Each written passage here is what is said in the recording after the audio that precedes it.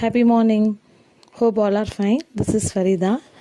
நம்மளில் நிறைய பேருக்கு வந்து மேக்ஸு இங்கிலீஷ்னாலே கொஞ்சம் பயம் இருக்கும்.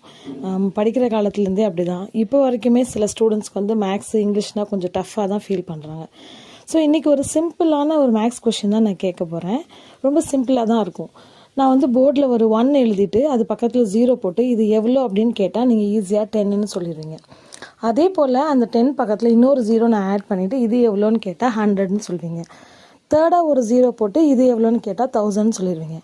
இப்போ இதே 0வை நான் 1க்கு முன்னாடி போட்டு இதோட வேல்யூ இப்போ என்ன அப்படின்னு கேட்டால் நீங்கள் அதே 1000 தான் அப்படின்னு சொல்வீங்க. ஸோ இதே மாதிரி தான் நம்மளோட லைஃப்பில் நம்ம யாரை வந்து பின்தொடர்றோம் அப்படின்றது தான் நம்மளோட வேல்யூவே. நம்ம வேலிடான ஒரு பர்சனை வந்து பின்தொடர்றோமா, நம்ம வந்து யாரை ரோல் மாடலாக வச்சுருக்கோம், அதை பொறுத்து தான் நம்மளோட லைஃப் வந்து டிசைட் பண்ணப்படுது. ஸோ ரொம்ப வயசாக சூஸ் பண்ணுங்கள். யாரை நம்ம பின்தொடர்றோமோ அவங்கள மாதிரி தான் நம்மளோட பிஹேவியர் ஆகும். That's 1 minute. See you tomorrow.